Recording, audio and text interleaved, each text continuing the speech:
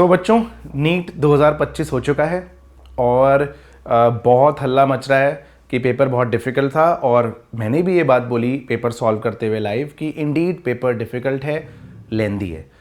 जैसा कि मैंने आपको नीट के पेपर से 2 दिन पहले की वीडियो में बोला था कि पेपर का ऑर्डर मैटर करता है। तो जिन बच्चों ने फिज़िक्स पहले अटेम्प्ट किए, बाद में केमिस्ट्री बायो या बायो केमिस्ट्री फंस गए, क्योंकि 2 घंटे तक फिज़िक्स भी सॉल्व नहीं हुआ, राइट। जिन्होंने पहले बायो फिर केमिस्ट्री फिर फिज़िक्स किया, तो जितना फिज़िक्स होना था वो उतने 1 घंटे में हो गया। जो नहीं होने वाले थे वो अलग बात है। यहाँ पर मैं इस वीडियो के थ्रू आपसे 3-4 बातें डिस्कस करना चाहता हूँ कि एक, नीट 2025 के बच्चों को दुखी होने की ज़रूरत क्यों नहीं है जिनका नीट हो चुका है, और अब 2026 के लिए अगर आप प्रिपेयर कर रहे हैं तो आपकी स्ट्रैटेजी क्या रहनी चाहिए।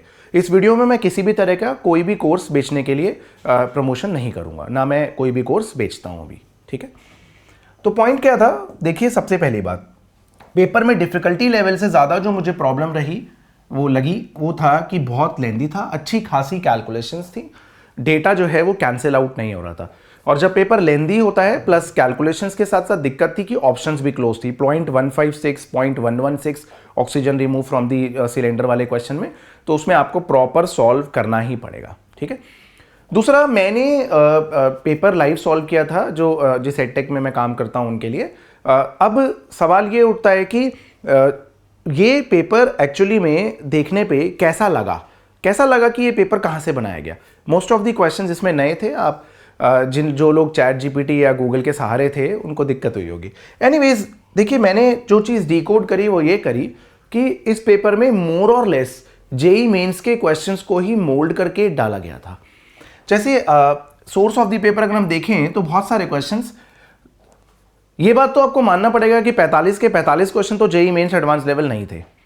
उसमें से अभी मैं बताता हूं 10 क्वेश्चन ऐसे थे जो यूजुअली हमें पहले स्किप करके आगे बढ़ना था और 30-35 क्वेश्चंस को अटेम्प्ट करना था, वापस जाना चाहिए था 10 क्वेश्चन पे। एनीवेज, उसकी बात बाद में करेंगे। एक जो स्ट्रिंग वाला क्वेश्चन था कि यहाँ पर स्ट्रिंग स्लैक हो गई, आपको मैकेनिकल एनर्जी कंजर्वेशन लगाना था और इस पॉइंट पे जाके टेंशन जीरो करनी थी, तो इस टाइप का क्वेश्चन जेईई मेंस में आया, मोर और लेस शायद इसी साल आया है, ठीक है। ये वाला क्वेश्चन मैंने हर बार आपको, आप अगर देखेंगे, मैं नीट प्रेप पे भी पढ़ाता हूँ और इवन मेरे इस चैनल पे भी पड़ी हुई है वीडियो पहले की, रोटेशन मोशन वन शॉट। तो बॉडी में से बॉडी रिमूव्ड का क्वेश्चन बहुत पॉपुलर है, ठीक है। ये 2005 में आया हुआ है आईआईटी के अंदर, डिस्क में से डिस्क रिमूव्ड। और 2006 में भी आया था कि 9 की डिस्क में से आपने एक और रिमूव कर लिया यहाँ पर R/3 का। तो दोनों क्वेश्चन जो है ये आईआईटी के थे। इनफैक्ट जेईई मेंस में बहुत बार आ चुका है। ट्रायंगल में से ट्रायंगल रिमूव, इक्विलेटरल ट्रायंगल में से ऊपर वाला ट्रायंगल रिमूव, इक्विलेटरल ट्रायंगल में से बीच वाला ट्रायंगल रिमूव। तो ये पेपर जेईई मेंस पे बेस्ड था ये वाला क्वेश्चन। एक जेईई मेंस का पीवाईक्यू है कि एक रफ इंक्लाइन प्लेन पे टाइम लगता है n times smooth incline plane पे स्लाइड करने के लिए, म्यू की वैल्यू बताइए।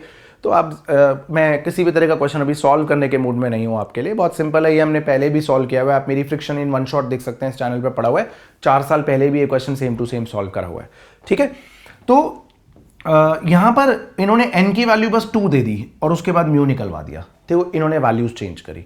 ऑर्गन पाइप का क्वेश्चन जो था वो तो खैर इजी था कि एक ओपन ऑर्गन पाइप को पानी में डुबो दिया तो जाहिर सी बात है वो क्लोज्ड ऑर्गन पाइप बन गया, एक एंड क्लोज हो गया, ये भी लेकिन जेई का प्रीवियस ईयर था।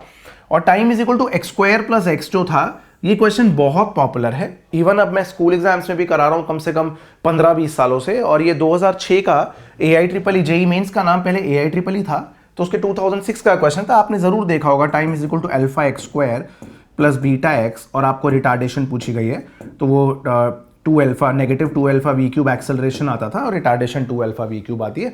तो यहाँ पर आप dt/dx करके रेसिप्रोकल लेके चेन रूल लगाते। बहुत सिंपल क्वेश्चन, मतलब सिंपल नहीं, अच्छा क्वेश्चन, ठीक है। तो आपने देखा कि जेईई मेंस के क्वेश्चंस की वैल्यूज चेंज करके हमसे पूछी गई थी, ठीक है। एक बात तो ये है, तो इसका मतलब ये हो गया कि अगर हम 2026 के लिए प्रिपेयर करते हैं तो हमें जेईई एडवांस तो अभी भी नहीं करना है, क्योंकि वो एक सरफेस टेंशन वाला क्वेश्चन जेईई एडवांस लेवल का था, बट वो आपका सिलेक्शन तो बिल्कुल डिसाइड नहीं करता, इवन वो आपकी रैंक भी डिसाइड नहीं करेगा, ठीक है। बट आपको अब जेईई मेंस के पीवाईक्यू जरूर लगाने हैं, ठीक है। जेईई मेंस के पीवाईक्यू जरूर लगाने हैं।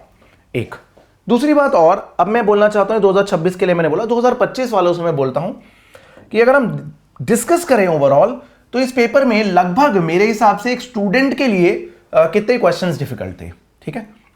एक कैपेसिटर की सर्कुलर प्लेट्स, तो उसमें भी बच्चे को line integral B dot D L mu naught times of I D याद नहीं रहता, उतना कन्वेंशनल क्वेश्चन नहीं है, नहीं लगा पाते हैं बच्चे। खैर वो थियोरेटिकल था बट ईजी नहीं था। एसएचएम में जो ओमेगा और एम्पलीट्यूड वाला ग्राफ था वो भी एक अच्छा ग्राफ था कि अगर सैंड लीक हो रहा है तो जाहिर सी बात है कि जो है एनर्जी ड्रेन ऑफ कर रहे हैं सिस्टम से, तो एम्पलीट्यूड बढ़ तो सकता ही नहीं, एम्पलीट्यूड घटना ही था। एनीवेज मैग्नेटिक मोमेंट वाला क्वेश्चन भी अनकन्वेंशनल है, क्योंकि यार आप बोर मैग्नेटॉन की डेरिवेशन करते हैं मैग्नेटिज्म एंड मैटर में, तो n टाइम्स EH/4πm भी बहुत जगहों पर डिराइव की हुई है। ठीक है, तो ये एक अच्छा क्वेश्चन था।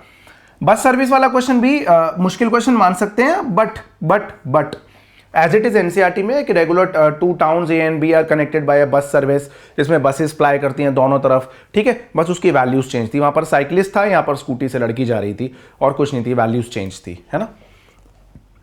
यूनिट्स एंड डायमेंशंस का क्वेश्चन मुझे अच्छा नहीं लगा, अनएक्सपेक्टेड था, इतना देने की जरूरत नहीं थी। यूनिट्स डायमेंशन के वैसे दो क्वेश्चन थे, एक lambda of photon, lambda of electron जो कंपेयर करना था, वो भी यूनिट्स एंड डायमेंशन से हो रहा है मोस्ट प्रोबेबली, और एक जो इन्होंने 4 इक्वेशन बनाने वाला सीन दे दिया, उसमें हालांकि ऑप्शन सेटिस्फाई करके हो रहा था, अल्फा और गामा का सम 0 एक ही केस में आ रहा था, तो यहाँ पर थोड़ी सी आपको चालाकी करनी पड़ेगी। वर्टिकल सर्कल में भी बच्चा गलती कर सकता था, बट ठीक था, ये एवरेज था। ये भी नीट के लिए मुश्किल होता है, बॉडी में से बॉडी रिमूव, आज से पहले सिर्फ डिस्क के टेंजेंट पे ही मोमेंट ऑफ इनर्शिया पूछ के खुश हो लेते थे। ये भी एक अच्छा क्वेश्चन था कि 50 वोल्ट की बैटरी है, कनेक्टिंग वायर से करंट बताना है, तो कनेक्टिंग वायर से करंट बच्चा कंफ्यूज हो जाता है। हालांकि सोल्यूशन उतना मुश्किल नहीं है कि आप सीधे सीधे हर एक रजिस्टर में करंट निकाल लीजिए, इन दोनों को पैरेलल लेकर के करंट डिवाइडर रूल लगा के फिर आप सीधे केसीएल लगाएंगे तो 2 एम्पियर आ रहा था। हाँ, ये जो किंग कॉन्ग क्वेश्चन था, ये सारे पेपर का जो किंग कॉन्ग था, जिसके पीछे सारा का सारा राड़ा, जिसके पीछे सारा का सारा कलेश हुआ है, वो यही है। ऑक्सीजन सिलेंडर वाला क्वेश्चन भी अच्छी लेंथी कैलकुलेशंस थी, 0.116 जो 0.156, काफी क्लोज ऑप्शंस थी। मैं आपको अब ये बताना चाहता हूँ 2025 वालों कि आज तक सब नीट के लिए हल्ला मचा रहे हैं। ठीक है, किसी भी तरह का डिस्प्यूट नहीं है, मैं किसी भी नीट वाले को, बच्चे को, किसी भी टीचर को कोई डिस्करेज नहीं कर रहा हूँ, मैं एक जनरल बात बता रहा हूँ कि आज तक जेई मेंस के लिए किसी ने रोना नहीं मचाया बच्चों, किसी ने भी नहीं रोना मचाया।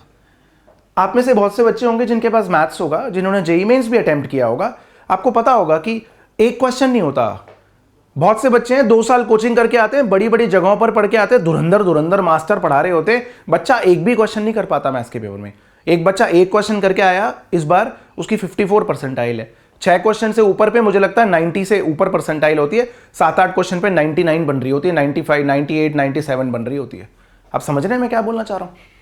तो जेई मेंस में देखिए कलेश क्या है, सारे पेपर डिफरेंट है, बेरहमी से डिफिकल्टी लेवल का अंतर है। 25 में से किसी पेपर में 24 हो जाते हैं बच्चे से, और अगले पेपर में पता लग रहा है 14 हो रहे हैं।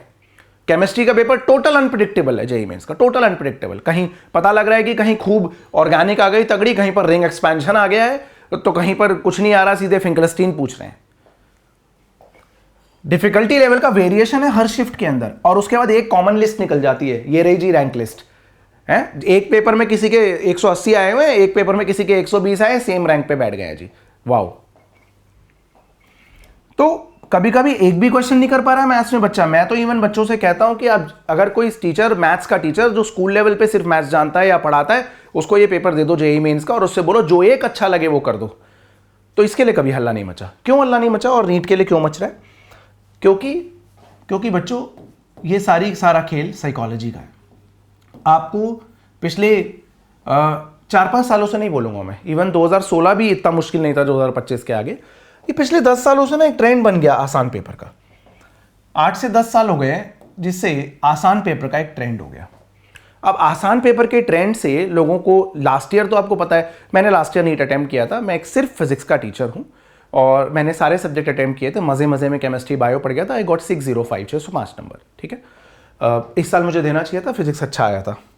एनीवेज ठीक है, तो 8 से 10 साल तक पेपर ईजी आता रहा, हर साल कट ऑफ बढ़ती रही। पहले 580 पे दिल्ली मिल रहा था, बाद में 600 पे नहीं मिला, फिर 620 पे नहीं मिला, इस बार तो कट ऑफ ही 650 चली गई। तो 650 नंबर की कट ऑफ, मैंने ये 2-4 दिन पहले की वीडियो में भी बोला था कि कोई पेपर ईजी नहीं था। पहले का भी पेपर जो है वो उतना ईजी नहीं था, जिसको 3 घंटे में सारा अटेम्प्ट करना है, उससे सिली मिस्टेक्स होती थी। बस अब क्या होगा, अब साइकोलॉजिकली बच्चे ने जैसे ही पेपर देखा उसने कहा ये तो 650 नंबर की कट ऑफ है 720 में से, और मेरे से तो 10-12 क्वेश्चन फिजिक्स में ही नहीं हुए, तो बस अब तो मैं सेलेक्ट ही नहीं हो रहा। अब तो मैं सेलेक्ट ही नहीं हो रहा, और बच्चे ने उसके बाद से हाथ पैर फूल गए, पेपर में कुछ नहीं हुआ। ठीक है, बायोकेमिस्ट्री तो एवरेज था।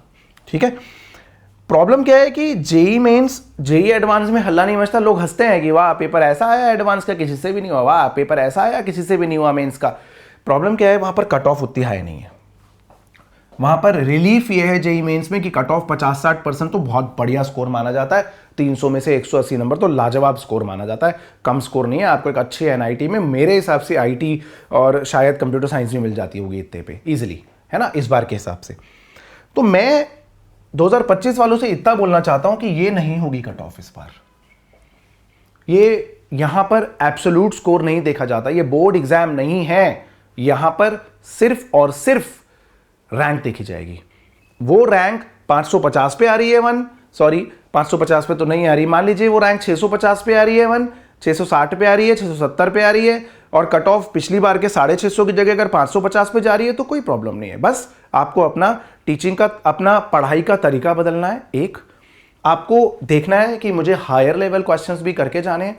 मैं जो बच्चे अभी 12th में हैं या जो अगले साल की प्रिपरेशन करना चाहते हैं उनके लिए मेरी सलाह है कि रोज के 15 से 20 क्वेश्चन आप जेई मेंस के पीवाईक्यू लगाइए, जो चैप्टर्स आपको आते हैं। एक अलग से रजिस्टर बनाइए जेई मेंस पीवाईक्यू, और उसमें जो डिफिकल्ट लगते हैं, नहीं होते हैं, उन्हें मार्क करिए, उन्हें सीखिए अपने टीचर से जहां भी आप पढ़ते हैं। तो जेई मेंस के पीवाईक्यू लगाना मस्ट है। मैं हर बार जब लाइव क्लास लेता था, जितने भी लाइव सेशन देख लीजिए, बहुत बड़े होंगे यूट्यूब पे, आपको 5 साल पुराने, 4 साल पुराने, हमेशा आपको उसमें डिफिकल्टी लेवल ज्यादा ही लगेगा। इसी चैनल पे कोलिजन्स की वीडियो डाली हुई है मैंने, आप उसका डिफिकल्टी लेवल देखिए, तगड़ा है। पेपर का लेवल कुछ भी नहीं आता था तब भी मैं डिफिकल्ट कराता था। एक हायर लेवल की प्रैक्टिस करके जाते हैं, एक हायर लेवल की प्रैक्टिस करके जाते हैं तो आपको जो अपना पेपर है वो आसान लगता है। एक और बात, दूसरा जो इस तरह के जो ट्रैप्स है ना कि यूट्यूब पे बहुत सारे होते हैं कि ये पढ़ाऊंगा यही आ जाएगा, यही पेपर आ जाएगा। तो मैंने एक बार अभ्यास ऐप के लिए पेपर बनाए हुए हैं। ठीक है, तो पॉइंट सिर्फ इतना है कि पेपर सेटर एक तो बेवकूफ नहीं होता, दूसरा लाखों क्वेश्चंस अवेलेबल हैं डेटाबेस में, लाखों क्वेश्चंस। अब लाखों में से अगर आप वो 45 क्वेश्चन बता पा रहे हो ना, तो आप जनता को सिर्फ बेवकूफ बना रहे हो। या तो आपके पास पहले से कोई पेपर है, या तो आप सिर्फ ये सिर्फ व्यूज के लिए कर रहे हो। बहुत डिसहार्टनिंग होता है कि अगर कोई बोले कि इसी में से सब कुछ आएगा और उसके बाद कुछ भी ना आए। तो इस तरह की प्रिडिक्शंस ही नहीं करनी चाहिए कभी किसी को। दूसरा, बहुत से लोग क्या करते हैं आजकल, एक और बात, कोशिश करिए कि ज़्यादातर पढ़ाई ऑफलाइन करिए, ज़्यादातर पढ़ाई ऑफलाइन करिए। ऐसे लोगों से बचिए जो सारी की सारी चीज़ें आधे घंटे में आपको चैप्टर करा देते हैं, आपका समय बचता है, 1 घंटे में चैप्टर करा देते हैं कि 1 घंटे में ये देखिए, और सारा का सारा पीपीटी बना हुआ होता है, सब कुछ छपा हुआ होता है, पीछे के पीछे खड़े होकर बस बोलना ही होता है। तो आप भी कर लेंगे मुझे लग रहा है ना। ठीक है, ऐसे शॉर्टकट्स जो सब जगह एप्लीकेबल नहीं है, इनसे बचिए। फ्रिक्शन की value mu into normal reaction होती है, फ्रिक्शन की वैल्यू म्यू इंटू एमजी नहीं होती, म्यू इंटू नॉर्मल रिएक्शन होती है। ठीक है, मैं एक बार एक लाइव क्लास ले रहा था, छोटा सा किस्सा डिस्कस करूंगा। एक लाइव क्लास ले रहा था, मैंने एक क्वेश्चन कराया कि डिस्क है, record player omega angular velocity से घूम रहा है। अब आपको कॉइन को रेस्ट पे रखना है ना, कॉइन स्लाइड ना करे। जाहिर सी बात है एमजी डाउनवर्ड था, नॉर्मल रिएक्शन अपवर्ड था, फ्रिक्शन अकेला फोर्स था जो सेंट्रीपिटल फोर्स दे रहा है। मैंने पूछ लिया था भाई मैक्सिमम ओमेगा बताओ जब तक ये रेस्ट पर रहे। ठीक है, तो बच्चे ने बता दिया तुरंत कि भाई friction mu into normal reaction है, नॉर्मल रिएक्शन एमजी है, और भैया ऐसा है कि मैं ऐसे करा रहा था बच्चों को, है ना, कि मैंने बोला फ्रिक्शन की वैल्यू जो है वो must be greater than equal to required centripetal force. मैंने तुरंत लिखा mu M G greater than equal to M R omega square. ठीक है, और मैंने बोला omega should be less than equal to जो भी म्यू जी बाय आर। मैंने पूरा सॉल्व किया, एक बच्चा आया बीच में, म्यू हमेशा जी के साथ, म्यू हमेशा जी के साथ होता है, म्यू हमेशा जी के साथ होता है, म्यू हमेशा जी के साथ होता है, बस। और आंसर निकाल दिया कि वाह ये तो बड़ा देर लगा दिया आपने सॉल्व करने में। तो ये जो चीजें हैं ना रटाने वाली, वो गलत है। म्यू हमेशा जी के साथ नहीं होता। देखिए, अब अगर एक वही घूमने वाले क्वेश्चन में अगर रोटेटिंग ड्रम के अंदर ब्लॉक को रेस्ट पे रखना है ना आपको, ठीक है, तो यहां पर mg डाउनवर्ड है और नॉर्मल रिएक्शन सेंट्रीपिटल फोर्स के बराबर है, फ्रिक्शन ऊपर है। तो यहां पर फ्रिक्शन आपका mu into normal reaction M R omega square होगा, और यहां पर फ्रिक्शन की value greater than equal to mg होगी। रेस्ट पे रखने के लिए उसे M R omega square greater than equal to mg होगा। तो ओमेगा जो है ग्रेटर देन इक्वल टू जो भी म्यू कहाँ गया हमारा, म्यू भी था, म्यू यहाँ पर था ना, ओमेगा की value greater than equal to G by mu R होगी। म्यू हमेशा जी के साथ नहीं होता, म्यू हमेशा जी के साथ नहीं होता। इस तरह के शॉर्टकट्स जिनकी वैलिडिटी सब जगह नहीं है, आप उनसे बचिए। चीज़ों को रटने की जगह चीज़ों को कॉन्सेप्चुअली उठाने की कोशिश करिए। स्टैटिक फ्रिक्शन के द्वारा किया हुआ वर्क जीरो नहीं होता। Static friction work done positive, zero, negative कुछ भी कर सकता है। तो इस तरह की बातें ना आपको ध्यान में रखनी पड़ेंगी। और जल्दी मैं आपके लिए कुछ फ्री, बिल्कुल फ्री, टोटली फ्री वीडियोस लाऊंगा जिनका नाम होगा level up course, level up physics.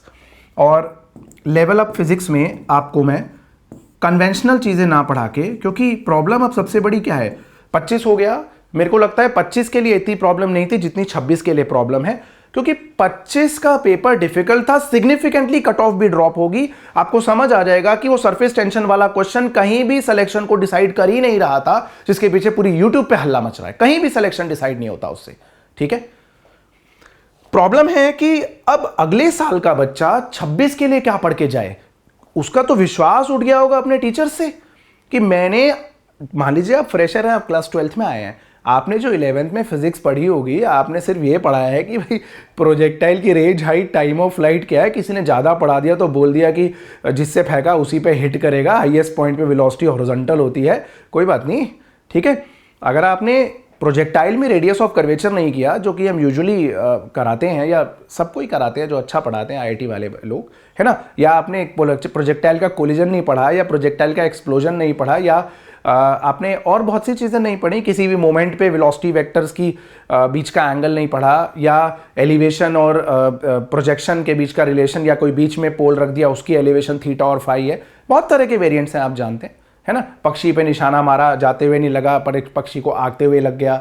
बहुत सारे वेरिएशंस हैं। तो आप कोशिश करिए कि फिजिक्स को अब रटने की जगह फॉर्मूला शीट्स की जगह, जो लोग अभी भी ऑनलाइन पढ़ाते हैं, ऑनलाइन एजुकेशन भी अच्छी है। प्रॉब्लम कहाँ है, ऑनलाइन में एक दिक्कत है, आप ऑनलाइन को पढ़ने का तरीका बदल दीजिए।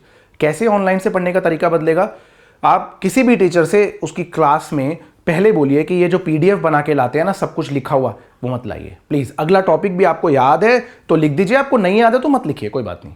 आप भूल गए एक टॉपिक तो कोई बात नहीं, क्या फ़र्क पड़ता है। आप अगला टॉपिक यही आएगा, वो आप लिख के क्यों ला रहे हैं। एक दूसरा, किसी भी टीचर से पीडीएफ नोट्स मत मांगिए। सिर्फ अगर आप वीडियो से पढ़ते हैं तो उसको पॉज करके लिखिए। जब अपने हाथों से लिखेंगे, पूरे जीवन मैंने सचिन तेंदुलकर को क्रिकेट खेलते हुए देखा, पूरे जीवन मैं एक भी शॉट कभी भी उस टाइप का नहीं लगा सकता था। मैं 9-10 तक मैं भी क्रिकेट अच्छा खेलता था। मेरे पड़ोस में एक लड़का था, उसका निक नेम था शंकु। उसने बोला मैं तेरे को क्रिकेट बॉल डालूंगा, 1 ओवर, एक भी बॉल बैट से टच करके दिखा दो। ऐसा नहीं था कि मैं बहुत ख़राब खेलता था और ऐसा भी नहीं था कि बहुत स्टार प्लेयर था। तो उसने मुझे 35-40 बॉल डाली। I could not touch even a single ball from my bat. I doubled my efforts in studies from that day.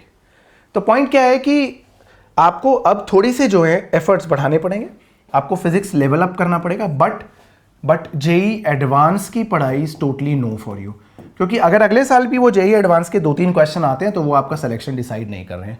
Mains के पीवाईक्यू करना अब आपके लिए मस्ट है, प्लस वो रटना नहीं है, आपको उसका वेरिएंट्स पता होना चाहिए। You must know few things. क्या कि आपको थोड़ा सा दिमाग में अब फिजिक्स की पिक्चर रखनी पड़ेगी, रैदर देन सिर्फ फॉर्मूले और सिर्फ फॉर्मूलों को मगअप करके लिखना, ठीक है। क्योंकि जो जादुई टीचिंग होती है ना ऑनलाइन में, वो ये होती है। अब एक क्वेश्चन की बात करते हैं, चलिए मैं थोड़ा सा टाइम ज़्यादा ले रहा हूँ, ये वीडियो लंबी हो रही है। 2016 में एक क्वेश्चन आया इस टाइप का, कैपेसिटर का, और जहाँ तक मुझे याद है वहाँ पर ये वाला शायद K था, और ये वाला K1 था, ये वाला K2 था, और ये वाला K3 था, ठीक है। और इसका मोर और लेस सबने बोला कि भाई यहाँ एरिया डिवाइड हो रहा है, ये तीनों पैरेलल में और इसके साथ सीरीज में, जो कि बिल्कुल गलत है, क्योंकि ये सारे पॉइंट्स डिफरेंट पोटेंशियल के हैं और डिफरेंट पोटेंशियल पॉइंट्स को आप यहाँ पर ज्वाइन नहीं कर सकते। तो इसे कैसे करना था, इसे आपको फिर से 3 और कैपेसिटर्स में ब्रेक करके करना था। ये अलग, ये अलग, ये अलग, ये अलग, ये अलग और ये अलग, है ना। बट मैंने देखा कि एक बहुत स्टार टीचर है, उन्होंने क्या किया, सीधा इसकी वैल्यू पुट कर दो। 4 ऑप्शन है, 4 ऑप्शन में K1, K2, K3 की वैल्यू 1-1 या 2-2 ले लो और देख लो, या 1-1-1 ले लो, बस एक ही आंसर मैच हो रहा है, ज़बरदस्त। बच्चे ने कभी नहीं सीखा कि ये तो क्वेश्चन का कॉन्सेप्ट ही गलत था, कहानी ही गलत थी, तो आपको चीज़ों को कॉन्सेप्चुअली हैंडल करना पड़ेगा और आपको अपने माइंड में एक पिक्चर रखनी पड़ेगी कि अरे अगर मैं अब पढ़ रहा हूँ let's say thermal properties of matter, या चलिए आ जाते हैं 12th क्लास की बात करते हैं, आप 12th में आ गए हैं मान लीजिए, कूलम्स लॉ की बात करते हैं, तो आपको पता होना चाहिए अगर मैं कूलम लॉ पढ़ रहा हूँ तो कूलम लॉ में वैरायटी क्या हो सकती है क्वेश्चन की, मेरे से क्या पूछा जा सकता है, ये आपके माइंड में एक पिक्चर होनी चाहिए। ठीक है, इससे आपको क्वेश्चन हैंडल करने में काफ़ी आसानी होगी। क्या आसानी होगी? यह आसानी होगी कि आपको पता होना चाहिए कि कूलम लॉ पे एसएचएम पे भी सवाल आ सकते हैं, दो चार्जेस के बीच में एक पॉजिटिव चार्ज एक नेगेटिव चार्ज, चार्ज के ऊपर चार्ज, एक स्क्वायर पे चार चार्जेस, बीच में एक चार्ज उठा दिया एसएचएम करेगा। कूलम लॉ में मैकेनिक्स के क्वेश्चन आ सकते हैं, चार्ज बैलून है, हीलियम वाला है। कूलम्स लॉ में पेंडुलम का क्वेश्चन डाइलेक्ट्रिक कांस्टेंट में डालने वाला आ सकता है। कूलम्स लॉ में मैक्सिमा मिनिमा के सवाल आ सकते हैं, इसका चार्ज हटा के इसमें डाल दिया, दो चार्जेस, एक चार्ज के दो टुकड़े करके थोड़ी दूर पे रख दिए, दो चार्ज है वाई एक्सिस पे, उनके बीच में एक और चार्ज है, उसका मैक्सिमम एक्सेलरेशन पूछ लिया कि क्या हो सकता है। तो आपने देखा कि बहुत सारे वेक्टर फॉर्म हो सकती है कूलम लॉ पे, पॉलीगन पूछा जा सकता है, कुछ भी पूछा जा सकता है ना। कूलम्स लॉ में आपके क्या कहते हैं, बहुत सारी चीज़ें हो सकती हैं। आपने समझ गए मैं कि क्या बोलना चाह रहा हूँ कि दो चार्जेस के बीच में डाइलेक्ट्रिक शीट डाल दी है बट वो पूरी इंसर्टेड नहीं है, तो भी आप कूलम लॉ के क्वेश्चंस करते हैं। तो आपके माइंड में ना एक पिक्चर होनी चाहिए हर वैरायटी की। और 2025 वालों से मैं इतना कहना चाहता हूँ जिन्होंने पेपर दिया है कि पेपर सर्टेनली डिफ़िकल्ट था, सर्टेनली लेंथी था, बट मैं ये बिलीव करता हूँ कि सिग्निफिकेंट ड्रॉप आएगा कट ऑफ में, क्योंकि यहाँ पर फिर वही बात, बस रैंक मैटर करेगी, एब्सोल्यूट स्कोर मैटर नहीं करेगा। अगले साल से आपको अपना लेवल ऑफ प्रिपरेशन चेंज करना पड़ेगा। आपको ये समझना पड़ेगा कि फिजिक्स एक रटने वाला सब्जेक्ट नहीं है, कॉन्सेप्चुअल सब्जेक्ट है। और अगर कोई ये बोलता है कि मैं जादू करके पूरा पेपर आपको एक ही दिन में जो कराऊंगा वही पेपर में आएगा, तो ये प्योर और प्योर झूठ है। इसको सिर्फ पैसे और व्यूज़ लूटने का तरीका है। ठीक है बच्चों, जल्दी आपके लिए totally free level up questions, जिसको अनकन्वेंशनल क्वेश्चन बोला जाता है, जो आप यूजुअली प्रैक्टिस नहीं करेंगे नीट के लिए, वो आपके लिए लेके आऊँगा, जो जेई मेंस के पीवाईक्यू से रिलेटेड होंगे या एक हाईएस्ट लेवल तक नीट में पूछे जा सकते हैं, जो कि टोटली अवेलेबल होंगे आपके पास यूट्यूब पे। थैंक यू बच्चों।